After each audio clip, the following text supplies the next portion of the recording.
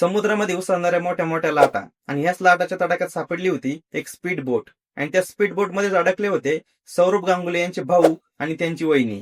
थरथराट, घबराट आणि जीव घेणं संकट, परंतु जीवावर उदार होऊन कसं बस ते वाचले. त्याचं झालं असं, ओडिशाच्या पुरी समुद्र किनाऱ्यावर रविवारी सरसपाट्या मारण्यासाठी गेले होते स्नेहाशिष गांगुली आणि त्यांची पत्नी अर्पिता गांगुली. परंतु त्यांची ही सहल मात्र एक थरारक प्रसंगामध्ये बदलली. वॉटर स्पोर्ट दरम्यान लाटांनी अचानक रौद्र रूप धारण केलं आणि समुद्रामध्येच त्यांची स्पीड बोट पलटली. तिचं डिझेल देखील सांडलं गेलं आणि बोटी खाली लोक अडकले आणि समुद्राने त्या लोकांना घ्यायला सुरुवात केली. अर्पिता सांगतात की लाटा 10 मजली इमारती एवढ्या मोठ्या होत्या. आमचं आयुष्य आमच्या डोळ्यासमोर सरकत असल्याचं आम्हाला दिसत होतं.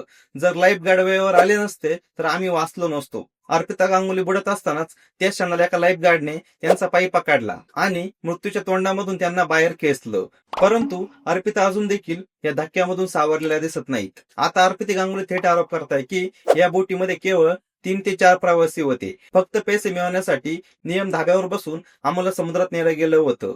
परंतु हे सर्व थांबायला हवं. त्या सांगतात की समुद्र आधीच खवळलेला होता, तरी ऑपरेटर्सनी आमचा जीव धोक्यामध्ये घालून आम्हाला समुद्रामध्ये ढकललं. सौरभ गांगुली यांच्या वहिनीने आता कोलकात्याला परतल्यानंतर मुख्यमंत्री आणि पोलीस अधीक्षकांना पत्र लिहून मागणी करण्याचा इशारा दिला आहे की या वॉटर स्पोर्ट वरती लवकरात लवकर बंदी आणा.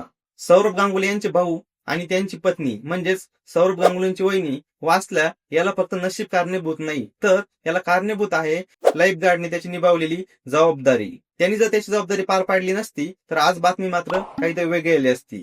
मित्र, या संपूर्ण प्रकरणावरती आपलं मत काय हे खाली कमेंट बॉक्समध्ये कमेंट करून नक्की कळवा. व हा व्हिडिओ जर तुम्हाला आवडला असेल तर व्हिडिओला लाईक करा, शेअर करा व अशाच माहितीपूर्ण व्हिडिओ यापुढेही बघण्यासाठी आपला युट्यूब चॅनल महाराष्ट्र लाईव्हला नक्की सबस्क्राईब करा. भेटूया नवीन व्हिडिओसह. तोपर्यंत स्वतःची काळजी घ्या. जय महाराष्ट्र.